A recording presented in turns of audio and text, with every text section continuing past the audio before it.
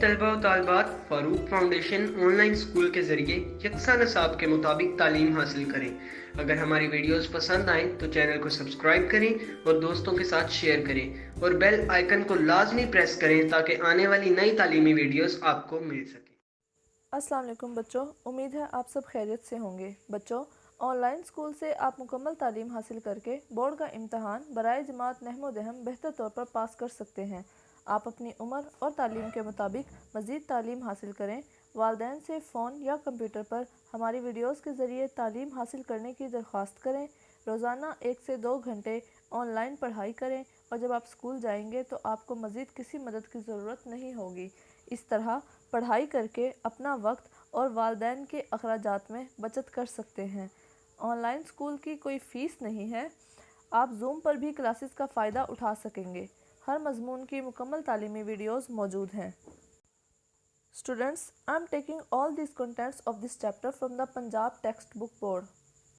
In previous lecture, we were discussing about the unit number 8, Stopping by Woods on a Snowy Evening. Students, this is a poem. Now we are going to discuss about the brief introduction about this poem. The poem points out at the attractiveness and exciting beauty of the nature and simultaneously hints at the need to carry on with the daily affairs of life. The world of fantasy is very inviting, but one must maintain balance between the world of reality and imagination. This poem is written by a famous poet, Robert Frost. In this poem, he presents his deep and philosophical ideas. He describes his pleasant experience of staying in wood covered with snow in the evening. He uses different metaphors and symbols to convey his ideas and thoughts. In the poem, we see that the poet is so fascinated by the natural beauty of the woods that he wants to stay there for a long time. He does not tell about his feelings directly. He says that the owner of the wood is in the village. Being unaware of the poet's presence, he cannot stop him from watching and staying there. The poet mentions his horse. He says that his little horse is not enjoying the beauty of the woods. He thinks it strange to stay between the woods and the frozen lake where no farmhouse can be seen. His horse is upset and confused. He shakes his harness bell to ask why they are staying in such a place. The poet likes the silence and stillness which he finds around him.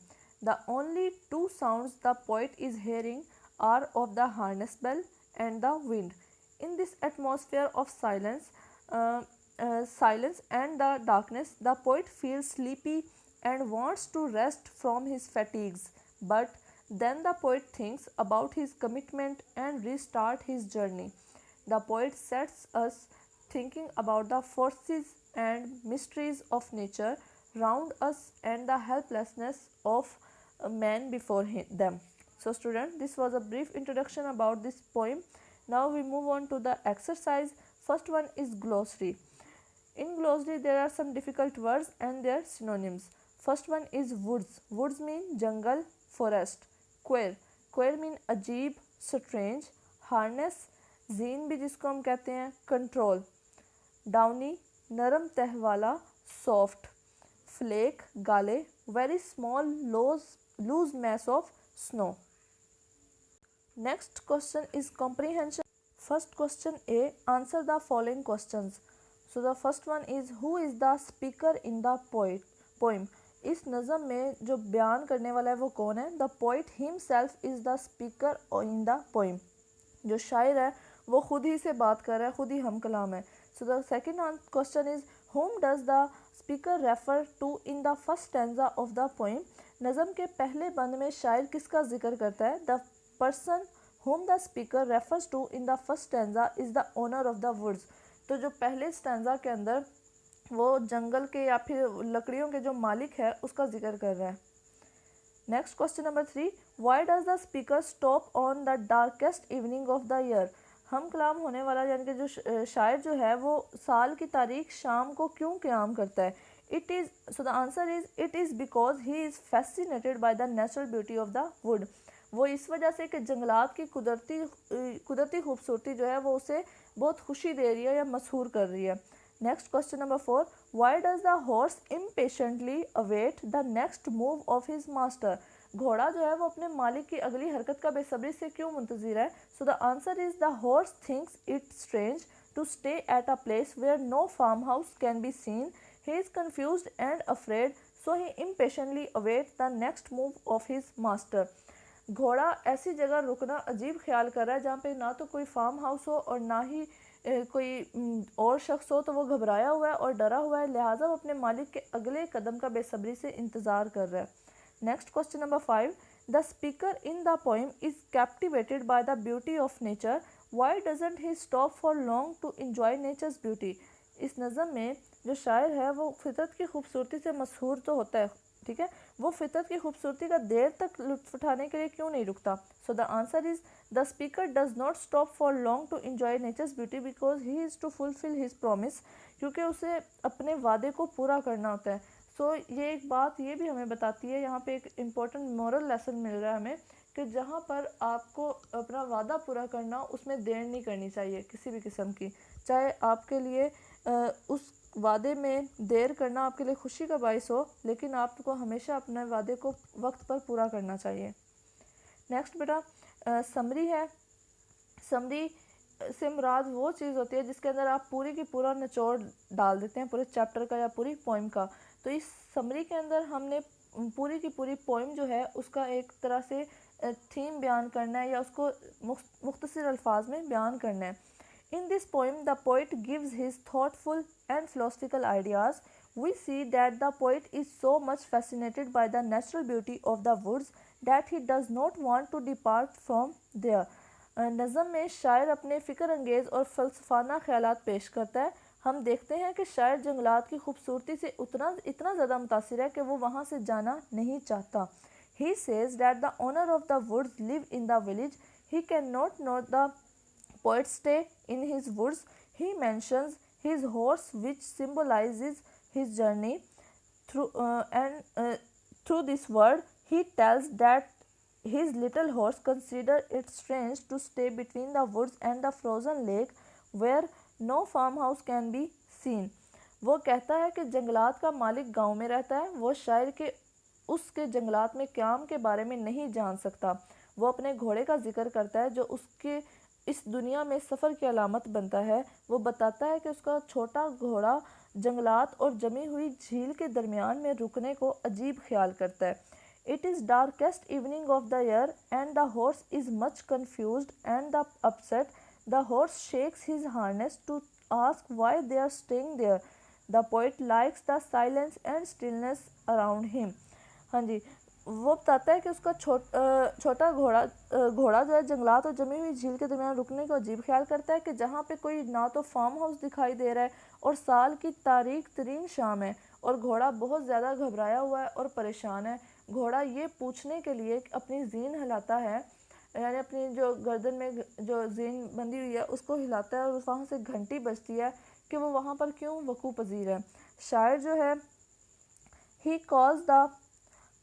शायर जो है वो अपने इर्द गिर्द खामोशी और सुकून को पसंद करता है। He calls the woods beautiful complex and mysterious.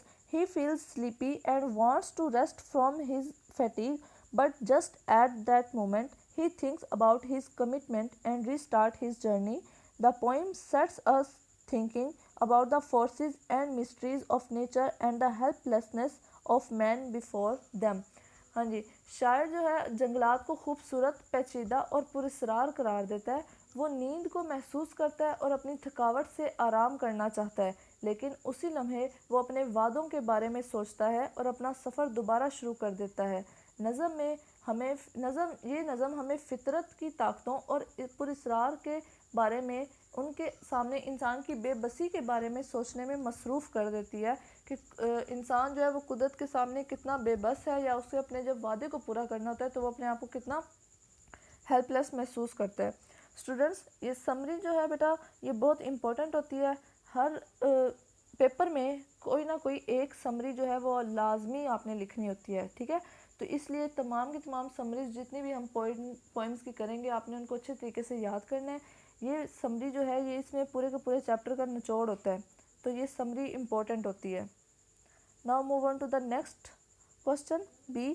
Some statements are directly supported by the poem, some are inferences based on evidence from the text, while some are not supported by any evidence. Put a tick in the right column. वो कह रहे हैं कि कुछ statement जो हैं वो directly support कर रही होती हैं, कुछ जो हैं वो इन्फ्रेंस होती हैं और कुछ जो हैं वो सपोर्ट नहीं कर रही होती एविडेंसेस पे। तो यहाँ पर कॉलम्स बना दिए गए हैं 3, ठीक है, ये तीनों, और हमने ये जो स्टेटमेंट्स दी गई हैं इन स्टेटमेंट के हवाले से देख रहे हैं कि कौन सी स्टेटमेंट किस मतलब के कॉलम के अंदर ठीक जा रही है। First one, it is a cold and dark winter. तो देखें यहाँ पर कोल्ड एंड डार्क विंटर को किसके साथ एविडेंसेस के साथ बताया गया है, कोल्ड एंड डार्क के साथ, तो ये directly supported by the poem है। The speaker knows the owner of the wood, ये भी डायरेक्टली बताया जा रहा है, तो ये पर यहाँ पर देखें डायरेक्टली वाले कॉलम के अंदर टिक कर देना हमने।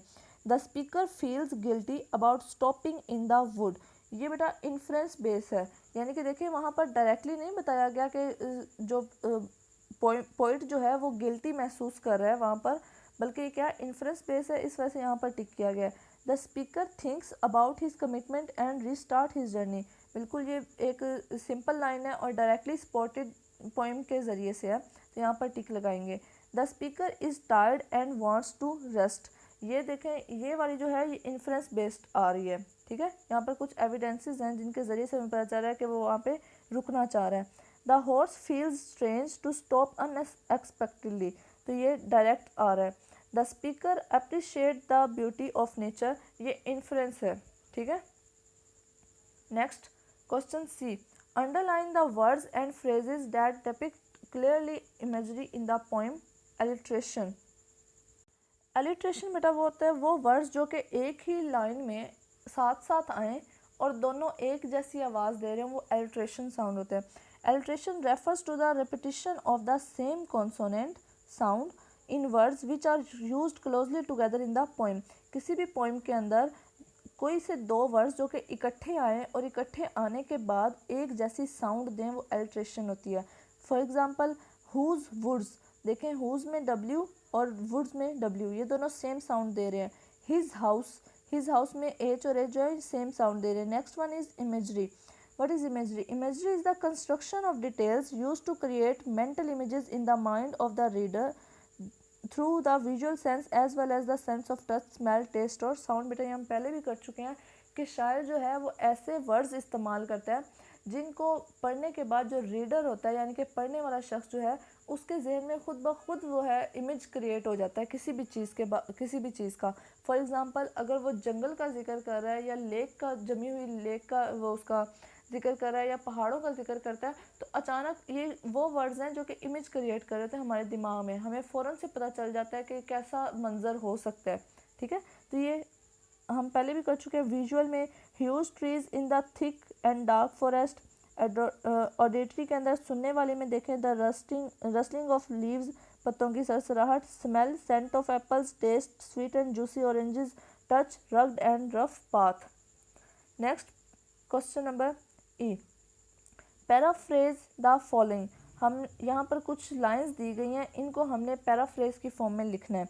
The woods are lovely, dark and deep, but I have promises to keep and miles to go before I sleep and miles to go before I sleep। जब हम इसको बेटा पैराफ्रेज की फॉर्म में लिखेंगे तो कुछ ऐसे लिखेंगे, in these lines the poet says that the woods where he is staying are beautiful, mysterious and complex. He is tired and feeling sleepy, but he cannot stay there anymore because he is to go miles away to fulfill his promises। In lines के अंदर शायर कहता है कि जंगलात जहाँ पर वो रुका है वो खूबसूरत है, पुरस्रार है और पेचीदा है। शायर जो है वो थका हुआ है और उसे नींद आ रही है, लेकिन वो वहाँ मज़ीद क़याम नहीं कर सकता क्योंकि उसे अपने वादों को पूरा करने के लिए बहुत दूर यानी मीलों का सफ़र तय करना है। Next question about the vocabulary. So the first one is here are some words opposite in meaning, match the columns. यहाँ पर कुछ वर्ड्स जो हैं ये एक दूसरे के ऑपोजिट दिए गए हैं और हमने उनको मैच करना है उनके मीनिंग्स के हिसाब से। First one is village. Village जो होता है बेटा उसका मतलब होता है गांव। तो यहाँ पर हम कॉलम बी के अंदर देखते हैं कि गांव से रिलेटेड कौन सा वर्ड आएगा। यहाँ ऑपोजिट ढूंढना है ना हमने, तो गांव, तो यहाँ पर सिटी जो है ये आएगा विलेज के ऑपोजिट आ रहा है। स्टॉपिंग रुकना, तो यहाँ पर देखें मूविंग जो है इसका मतलब चलना होता है, तो स्टॉपिंग के ऑपोजिट आ रहा है। हम यहाँ पर नंबरिंग देते जाते हैं, ये 1 और ये 2। Next snow. स्नो क्या होता है, बर्फ़बारी होता है। तो यहाँ पर देखें वाटर जो है पानी, उसके ऑपोजिट आ गया। फ्रोज़न जमा हुआ, तो यहाँ पर देखें फ्रोज़न के सामने मेल्ट आएगा, पिघला हुआ, ठीक है। डार्केस्ट बहुत घना, तो यहाँ पर आएगा ब्राइटेस्ट यानी कि रोशन। साउंड आवाज़, तो यहाँ पर आएगा साइलेंस। साइलेंस मीन खामोशी। डाउनी, डाउनी मीन झुका हुआ या नरम, और हार्ड मीन सख्त। डीप गहरा, और शैलो कम गहरा, ठीक है। तो इस तरीके से ये कॉलम्स आपने मैच करने हैं। Next question B, also related to the vocabulary. Circle the correct option. यहाँ पर कुछ क्वेश्चंस दिए गए हैं और जो करेक्ट ऑप्शन होगा वहाँ पर MCQ में हमने उनको सर्कल कर देना है। First one is the poem is suggestive of profound thoughts about. यहाँ पर जो पोइम है वो किस किस्म के ख्यालात को रिप्रेजेंट कर रही है। First one a scene of woods in winter, reality of life and death. Third one a song of enjoyment. So the answer is reality of life and death. हाँ जी, ज़िंदगी और मौत की जो हकीकत है उसके बारे में बयान कर रही है। Next question 2, the poem presents a conflict between. हाँ जी, जो पोइम है वो किस किस्म के दरमियान मुवाजना कर रही है। Poet and his friend. Next obligation of life and desire to escape from them. Next है C, poet and forces of nature. So the answer is B option, obligations of life and desire to escape from them. कि हमारे ऊपर जैसे कि जो poet है वो रुकना चाह रहा है उस खामोश जगह के ऊपर, लेकिन उसके वादे जो हैं उनकी वजह से उसे मूव ऑन करना पड़ रहा है, आगे जाना पड़ रहा है, वो वहाँ पर नहीं रुक पा रहा।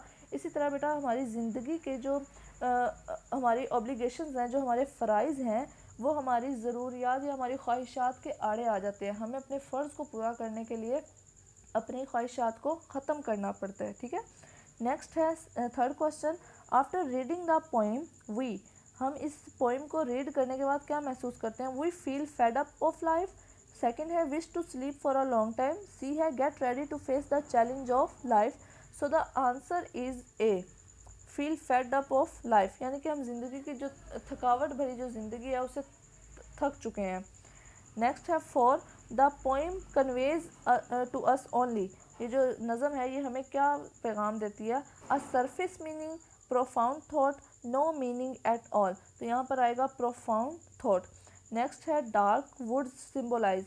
घनी जो जंगलात हैं वो किस चीज़ को सिम्बोलाइज कर रहे हैं। First one is darkness spread around the poet, death and departure to around the another world, and C darkness in the mind of poet. So the answer is B, death and departure to another world. अब मतलब कि मौत और मौत के बाद जो कोई पुरसुकून ज़िंदगी है या किसी दूसरी दुनिया का जो सफ़र है उसको सिम्बोलाइज कर रही है। नेक्स्ट क्वेश्चन बेटा related to the grammar. First one is adjective phrase. Adjective phrase क्या होती है। An adjective phrase is a group of words that does the work of an adjective. Adjective phrase से मुराद ऐसे अल्फाज का ग्रुप है जो कि काम क्या कर रहा होता है, एडजेक्टिव का काम कर रहा होता है कहीं पे भी। For example I like to see a smiling face, ठीक है, ये एडजेक्टिव है नॉर्मल। एंड द और दूसरी ये तो एडजेक्टिव के बारे में फर्स्ट एग्जांपल है, और बी जो है ये एडजेक्टिव फ्रेज की एग्जांपल है। कैसे, I like to see a face with a smile on it. तो देखें with a smile on it, ये पूरा ग्रुप ऑफ वर्ड्स है जो कि क्या कर रहा है, ये मतलब तो वही दे रहा है एडजेक्टिव का, लेकिन ये ग्रुप ऑफ वर्ड्स है, ठीक है, इसलिए हम इसको एडजेक्टिव फ्रेज कहेंगे। जबकि स्माइलिंग वही मतलब दे रहा है और सिर्फ एक लफ्ज़ से जाहिर कर रहा है तो वो एडजेक्टिव है। Next adverb phrase. What is adverb phrase. N adverb phrase is a group of word that does the work of an adverb. हाँ जी, एक ऐसा अल्फाज का ग्रुप जो कि एडवर्ब के मतलब के रिप्रेजेंट करे या एडवर्ब का काम करे। For example Ali ran quickly, Ali तेज़ी से भागा, तो यहाँ पे एक वर्ड से रिप्रेजेंट कर रहा है एडवर्ब को, तो ये जस्ट एडवर्ब है। सेकंड एडवर्ब फ्रेज की क्या एग्जांपल होगी, Ali rain with great speed. देखें 3 वर्ड्स आपस में मिले तब जाकर बात मुकम्मल हुई है, यानी कि क्वालिटी बता दी गई है कि वो तेज़ी से भागा। तो क्विकली भी वही मतलब दे रहा है और विद ग्रेट स्पीड 3 लफ्ज़ मिलकर वही मतलब दे रहे हैं, तो इस वजह से हम इसको कह रहे हैं adverb phrase. Next question, question number A, replace each of the following underline adjective phrase by an adjective. हाँ जी, यहाँ पर जो अंडरलाइन वर्ड्स हैं उनको आपने एडजेक्टिव फ्रेज या फिर एडजेक्टिव फ्रेज हैं ये, इनको आपने एडजेक्टिव से क्या करना है, रिप्लेस करना है, यानी कि ग्रुप ऑफ वर्ड्स हैं उनकी जगह पे एक वर्ड लगाना है। He wore a turban made of silk, तो यहाँ पर मेड ऑफ सिल्क इसकी जगह पर कोई एक वर्ड लफ्ज़ लगाएंगे तो वो क्या हो सकता है, ही वॉर का वॉर अ सिल्की टर्बन, तो ये जो सिल्की का वर्ड है ये एडजेक्टिव है। Second, he is a man without a friend, without a friend की जगह पर हमने एक वर्ड लगाना है, तो यहाँ पर फ्रेंड लेस मैन, ठीक है। Third, nobody likes a person with bad temper, with bad temper की जगह पर कोई एक लफ्ज़ लगाना है, तो यहाँ पर हम लगाएंगे हॉट टेम्पर, ठीक है। हाँ जी, question number 4, it is of no use, of no use की जगह पर हम लगाएंगे यूज़लेस। देखिए एक वर्ड से वही मतलब आ रहा है। Next 5th one, he is a man of sense, man of sense की जगह पर हम सेंसिबल मैन लगा देंगे। नेक्स्ट क्वेश्चन है बेटा, replace each of the following underline adverb by an adverb phrase. हाँ जी, यहाँ पर एडवर्ब दिए गए हैं, यानी एक एक वर्ड दिया गया है और इसको हमने एडवर्ब फ्रेज यानी कि ग्रुप ऑफ वर्ड से रिप्लेस कर देना है।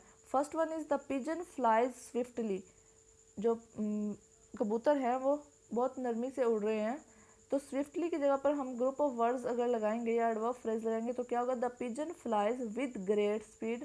देखिए विद ग्रेट स्पीड 3 वर्ड मिले तो मतलब वही बन रहा है। Second one, he built his house there, there की जगह पर हम लगाएंगे he built his house on that place. Third one, he tried hard, hard hard की जगह पर हम लगाएंगे विद ग्रेट एफर्ट, 3 लफ्ज़ मिले तो एक मीनिंग दे रहे हैं, adverb phrase. He spoke with eloquently, ठीक है, एलोक्वेंटली की जगह पर हम विद एलोक्वेंसी लगा देंगे। डिड सारा बिहेव वेल, तो यहाँ पर हम लगाएंगे डिड सारा behaved in good manner, in good manner का भी वही मतलब है और वेल का भी वही मतलब है। Next question C, make 3 sentences using adjective phrases and 3 sentences using adverb phrases. हाँ जी, एडजेक्टिव और एडवर्ब दोनों फ्रेजेस से मिलाकर कोई से 3-3 सेंटेंसेस बनाने हैं। First of all adjective phrase, this issue is of no importance. Second, he gave me a pen of great value. Third, he put his cloth in a box made of wood. Next one adverb phrase, first one is they talked in an awkward manner. Second, they spoke with politeness. Third one, she did all her work without any care. Next question है बेटा B, ये आपका self writing का question है, यानी कि writing skills के हवाले से है। राइट एन ऐसे contrasting living in the city with living in the country. हाँ जी, एक ऐसे लिखना है जिसमें हमने सिटी लाइफ को कंट्री लाइफ के साथ हमने क्या करना है, मुवाजना करना है, उनका कंट्रास्ट करना है। सो the answer is the rural areas. First one हम सिटी लाइफ को करने लगे हैं। The rural areas comprise of small villages, the inhabitants are mostly farmers and handicrafts workers and petty vendors. Village people are simple, honest and hardworking. Their life is very simple. They live in mud houses. Drinking water, gas and electricity are the most rare facilities. Healthcare units, school, post office, banks and roads are very few, which are located at great distances. Use of tractor, thresher and fertilizers by the farmers is visible over there. Fresh air, vegetables and fruits are readily available. Orchard, gardens and green fields present in a pleasant and cooling sight to the eyes. देहाती इलाके छोटे छोटे देहातों पर मुश्तमिल होते हैं। बाशिंदे ज़्यादातर किसान और दस्तकार मामूली खांचा फरोश होते हैं, यानी कि छोटे छोटे जो उन्होंने रेहड़ियाँ वगैरह लगाई होती हैं। गांव के लोग सादा, ईमानदार और मेहनती होते हैं। उनकी ज़िंदगी सादा होती है, वो मिट्टी के घरों में रहते हैं। पीने का पानी, गैस और बिजली बहुत ही नायाब सहूलियात होती हैं, यानी कि बहुत कम मौजूद होती हैं। सेहत की हिफाजत के मराकज़, स्कूल, दवाखाने, बैंक और सड़कें बहुत ही कम होती हैं और बहुत फासले पर वाक़ होती हैं। किसानों में ट्रैक्टर, थ्रेशर और खादों का इस्तेमाल बहुत ज़्यादा होता है। ताज़ा हवा, सब्जियां और फल हर वक्त दस्तयाब होते हैं। फलों के बागात और सरसब्ज खेत आंखों को खुशगवार और ठंडा मंजर पेश करते हैं। Now city life. There is a great hustle and bustle in city life. Hundreds of cars, buses and trucks and rickshaws are seen running on the roads. Most of the people in cities are either government servants or they have private jobs. Houses are made of bricks. Every house has water, gas, electricity and telephone facility. Shopping market, offices, schools, colleges, universities, banks and parks are found everywhere. City bus service is available on very cheap rates. There are a large number of government and private hospitals and clinics which have at latest apparatus and highly qualified doctors. There are places of entertainment like theatre, cinema, museum, zoo and number of places of historical importance. Urban life is very busy life. One has to run with the time. हाँ जी, जो शहरी ज़िंदगी है उनमें बहुत ज़्यादा चहल पहल होती है। सैकड़ों कारें, बसें, ट्रक, रिक्शे सड़कों पर चलते हुए दिखाई देते हैं। शहरों में ज़्यादातर लोग सरकारी मुलाजमीन होते हैं या फिर कोई ज़ाती काम करते हैं। घर ईंटों के बने हुए होते हैं। हर घर में पानी, बिजली, गैस और टेलीफोन की सहूलत मौजूद होती है। मार्केटें होती हैं, वहाँ पर दफातर होते हैं। स्कूल, कॉलेज, यूनिवर्सिटियाँ, बैंक और पार्क हर जगह पर पाए जाते हैं। शहरी बस की सहूलत बहुत ही सस्ते दामों उनके लिए मौजूद होती है और बहुत बड़ी तादाद में सरकारी, प्राइवेट हॉस्पिटल और क्लिनिक होते हैं जिनमें जदीद तरीन आलात और बहुत पढ़े लिखे डॉक्टर होते हैं। यहाँ पर घर, अजायब घर, चिड़ियाघर और बहुत सी तारीख़ी अहमियत की हामिल जगहों जैसे कि तफरीही मकामात होते हैं। शहरी ज़िंदगी बहुत मसरूफ़ ज़िंदगी होती है और लोगों को उसके साथ ही भागना पड़ता है। आई होप बेटा आपको इस चैप्टर की इसकी एक्सरसाइज की अच्छी तरह समझ आ गई होगी। इसके अंदर हमने जितनी भी ग्रामर किया है, जितना भी हमने सेंटेंस वर्क किया है या फिर वोकेबलरी के ऊपर काम किया है, ग्रामर के ऊपर, आपने उनको अच्छे तरीके से देखना है। अपनी प्रैक्टिस करनी है, सेंटेंसेस की, ग्रामर की प्रैक्टिस करनी है ताकि आपको अच्छे तरीके से याद हो सके। और यहाँ पर जितनी भी ग्रामर से रिलेटेड डेफिनेशंस हैं आपने उनको याद करना है ताकि आपकी वोकेबलरी बढ़े, आपकी जो राइटिंग स्किल्स हैं वो भी अच्छी हों। ठीक है, ये आपका होमवर्क है। बच्चों, आपके लिए हर मज़मून की वीडियोस इसी यूट्यूब चैनल पर दस्तयाब है। आप अपनी पढ़ाई शुरू कर सकते हैं। अगर आपको वीडियोस पसंद आएँ तो इस चैनल को लाइक और सब्सक्राइब करें ताकि आप आने वाली हर वीडियो से आगाह रहें। शुक्रिया।